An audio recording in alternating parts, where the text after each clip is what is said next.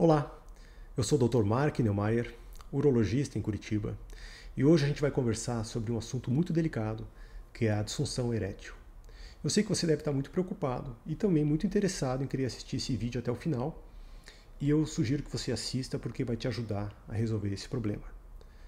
Eu tenho certeza que as informações que eu dou aqui no consultório, elas ajudam você a sair, talvez até sem medicamento.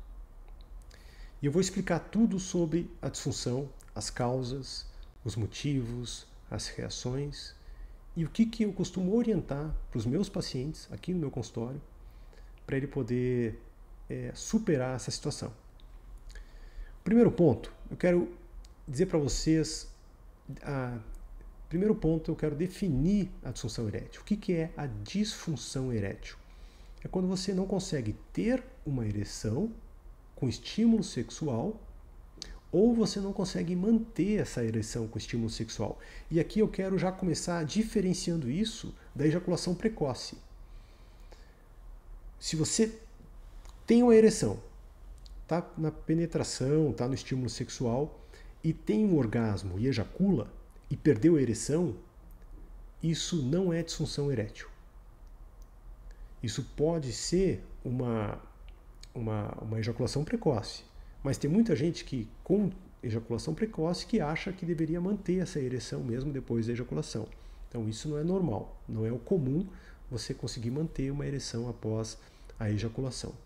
Então eu queria só diferenciar essa situação da ejaculação precoce. Ejaculação precoce é quem ejacula antes de 3 minutos, mais ou menos por aí, na maioria das relações. Tá? Uma vez ou outra, tudo bem. E enquanto a disfunção erétil é você não conseguir ter para começar a penetração ou não conseguir manter para terminar, para ejacular. Esse é o primeiro ponto. Existem basicamente dois tipos de disfunção erétil, que é a disfunção erétil orgânica. A orgânica é ocasionada por algum motivo orgânico, seja, por exemplo, uma queda da testosterona, e todo mundo acha que tem queda da testosterona, a gente já vai conversar sobre isso, ou por uma causa vascular, ou seja, um problema de circulação. E muita gente acha também que tem essa segunda causa. E a causa mais comum, essa causa orgânica, é uma minoria. 2 a 3% dos casos tem disfunção erétil de causa orgânica. A grande maioria, 95 a 97% dos casos, a causa é psicogênica. E não tem idade para isso acontecer. Você pode também estar em qualquer status de relacionamento, pode acontecer em qualquer momento da tua vida. Pode acontecer com anos de casado ou com uma parceira mais nova. Então, mais para frente a gente também vai conversar sobre isso. Então, não tem idade. Pode acontecer com qualquer um, a qualquer momento. E o grande problema é a reação que a gente tem quando a gente perde uma ereção, quando a gente não consegue ter ereção. A nossa reação é o principal vilão. Porque mesmo sendo a causa primária orgânica, você pode ter, em cima da causa orgânica, uma disfunção erétil psicogênica. Qual que é a reação mais comum? Em primeiro lugar, você vai ficar preocupado. Você não consegue dormir, não consegue trabalhar direito, não consegue mais produzir, você só pensa nisso, isso é um problemão na sua vida. E eu entendo, problema para o relacionamento. O que vai acontecer? O que você pode fazer a respeito? E nós homens, a gente tem muito isso, de querer resolver os nossos problemas. A gente tem vergonha de expor isso. Como é que a gente vai expor que a gente não consegue satisfazer a parceira? E esse nosso comportamento de querer resolver o problema vai piorar a situação. Por quê? Então você vai na internet, vai procurar e vai achar lá que os sintomas são muito parecidos com a queda do hormônio, da testosterona. E tem muita coisa, muito texto na internet falando sobre isso. Mas veja bem, essa reação, quando você falha, você começa a ficar preocupado, você começa a fazer testes. Você começa a querer testar para ver se vai ter uma ereção, você começa a testar com um estímulo sexual ou com um estímulo visual para ver se está funcionando ou não. Isso a maioria das pessoas, tá? Não precisa ser exatamente o teu caso, mas para a grande maioria das pessoas é assim que funciona. Começa a fazer esse tipo de teste, começa a prestar atenção também no passado. No passado a ereção era melhor, era uma reação mais rápida. Às vezes tem gente que fala para mim que no passado olhava na rua uma garota bonita já ficava... Gente, o nosso cérebro nos engana. Quando você pensa na tua infância, normalmente a infância foi muito boa. Você só pensa nas coisas boas que aconteceram naquela época. Nosso cérebro costuma nos enganar. Então, toda vez que você pensa no passado, tem grande chance de você estar errado nesse sentido, tá? Nesse sentido da ereção. Outro exemplo é a ereção matinal. Tem gente que acha que no passado acordava todo dia com o pênis ereto. É difícil isso acontecer todos os dias. E eu vou explicar o porquê que não é para ter todos os dias e porquê que às vezes você pode estar nesse momento com uma ereção matinal reduzida. A ereção matinal, ela acontece de 3 a 5 vezes por noite e ela dura de 10 a 20 minutos cada vez. Ela só ocorre quando você está no sono profundo. O sono profundo não é o tempo inteiro. O nosso sono, ele superficializa, depois ele vai para o sono profundo e dura ali um certo tempo, depois ele superficializa de novo e volta para o sono profundo e assim vai. Então você só tem ereção à noite quando você está nesse sono profundo. A ereção de manhã cedo não é porque você está com bexiga cheia, não é pelo tesão do mijo, que muitos chamam assim, mas é quando você acorda nesse sono profundo. E a chance disso acontecer, se você está preocupado, se você está tendo problema, é menor.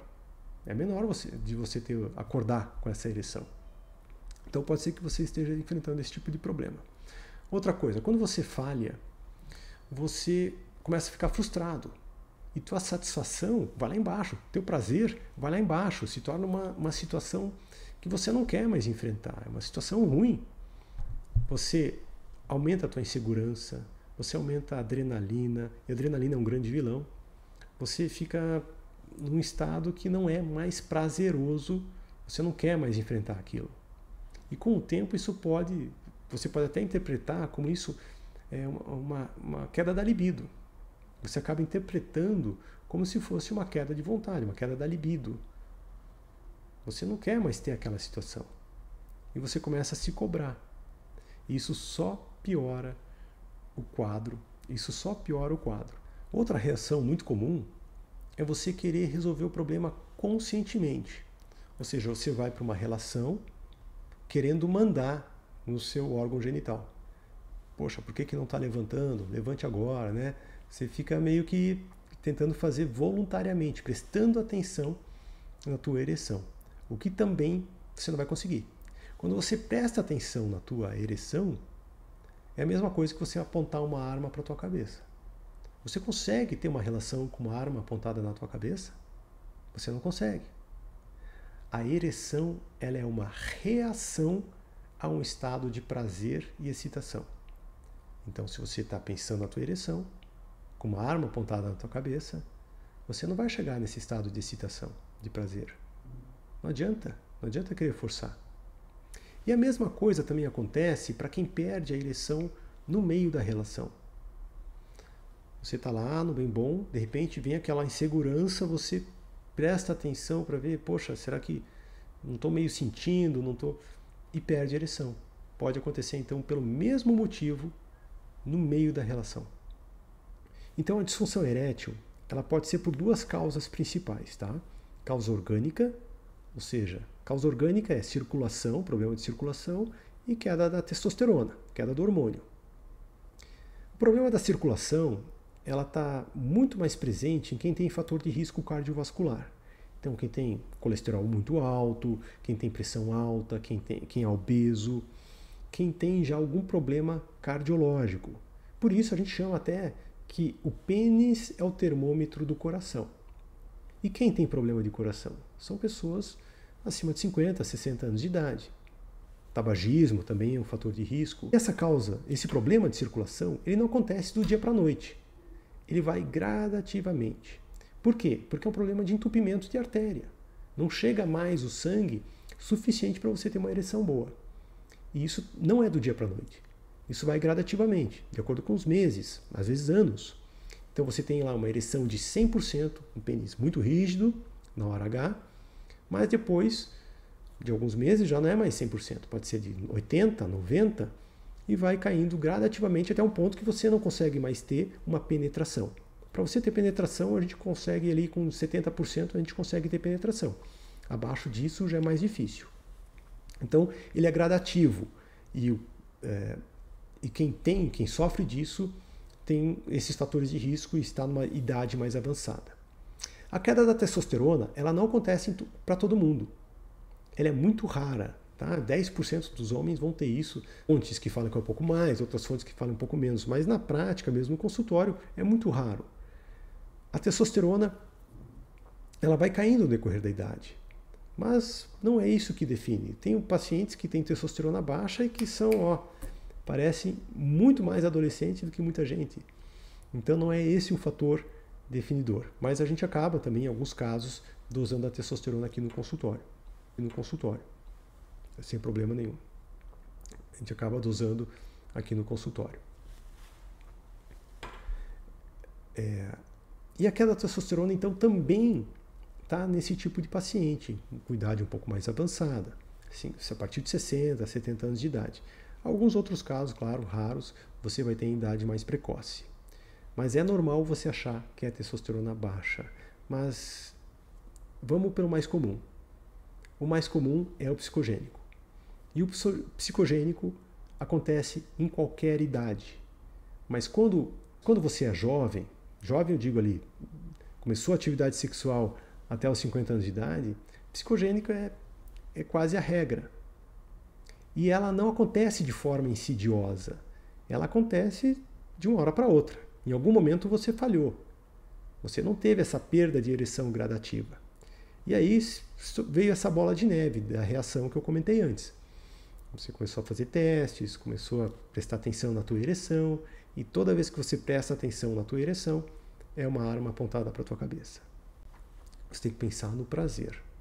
Pense no prazer, procure pensar no prazer, evite pensar em problema, que as coisas tendem a fluir naturalmente. Então, o que eu costumo recomendar aqui no consultório? Primeiro ponto, você não deve encarar isso como um problema, deve encarar isso até com certa naturalidade. Às vezes é um pouco difícil de você conseguir fazer isso, você está sob pressão. Uma das maneiras de você pensar nisso é você conversar com a tua parceira, de ir mais devagar, de não se comprometer a ter uma penetração. Você pode ter prazer de outras formas. De repente uma brincadeira, alguma coisa muito mais leve, mais inocente, sem a pressão de ter que ter uma ereção. Isso pode ajudar, e ajuda muita gente. Outra coisa, você tem que pensar mais no teu prazer, e não pensar no prazer, às vezes, da outra pessoa. Na preliminar você pensa no prazer da outra pessoa, mas tem que pensar no seu prazer. O que te dá tesão? O que te dá vontade de ter a relação? Foque nisso. Esse é o ponto. E isso você deve estar pensando durante todo o ato sexual, no teu prazer. Seja egoísta. Eu sei que para muitas pessoas isso vai ser difícil, você manter esse foco. Você tem que estar o tempo inteiro pensando no prazer, durante o ato inteiro, sendo que você, às vezes, de uma hora para outra, involuntariamente começa a pensar no problema. Então existe uma outra forma que pode te ajudar. Ajuda muita gente, para outras pessoas não tanto. Mas o máximo de informação que eu puder te passar para ajudar, eu acho que é muito válido. É você pensar como o homem das cavernas. Quanto mais instintivamente nós pensamos, menos chance a gente dá para o nosso córtex, para o nosso cérebro pensante, nos atrapalhar. A gente tem que pensar de forma mais instintiva possível. Alfa, dominador, como se fosse espalhar genes. E espalhar genes, dominar a fêmea, enfim, ter essa dominância no ato sexual, ela leva muito para outra função da relação sexual, além de ter prazer, que é você procriar. Então, quando você pensa em procriação, em espalhar genes, é a outra função do ato sexual, que para os católicos tem que ser a única, né? Que ajuda você a manter o foco. Se você conseguir pensar nisso, você tem muito mais chance de ter sucesso. E é o sucesso que é o tratamento. Não é um sucesso. São vários sucessos que vão deixar você cada vez mais seguro. Esse é o ponto que eu quero chegar. Às vezes não é uma relação que vai te fazer... Não é uma relação que vai trazer a cura. Às vezes você precisa ter relações, então você precisa ter constância. Para algumas pessoas, uma relação vai ser suficiente, mas para a grande maioria depende do tempo, depende da ansiedade que você está, depende da tua preocupação, depende da parceira também. Isso pode demorar um pouco mais tempo. Um pouco mais tempo eu digo assim, talvez um mês. Por isso, é importante ter essa constância, ter a frequência e ter uma parceira bacana que seja muito aberta e que seja e que não coloque pressão. O problema é quando a mulher começa a colocar pressão, né? Quando a mulher começa a ver o problema. Quando o homem falha, a mulher pensa o quê? Duas coisas. Ou que está traindo, ou que não tem mais tesão por ela. E aí você tem que lidar com esses dois problemas, com o teu problema e o problema dela, para tentar convencer ela de que não é isso. Então, é muito importante conversar com a esposa sobre isso para que não, ou para a parceira, né, para que não piore a situação, que não aumente a pressão sobre o teu problema. Eu acho que tem que ser uma conversa muito franca, muito transparente, que isso também vai te ajudar. Se nada disso adiantou, se tudo isso que eu falei aqui não serviu para nada, aí talvez a gente tenha que iniciar um tratamento com medicamento. E o medicamento ele tem que ser bem orientado, porque isso pode gerar mais ansiedade também. Então aí vale a pena você já marcar uma consulta, agendar uma conversa conosco, ok? O meu consultório, eu atendo na cidade de Curitiba, atendo também online, então é possível você entrar lá no meu site, vou deixar aqui embaixo na descrição, e a gente pode estar fazendo uma consulta, explicando um pouco melhor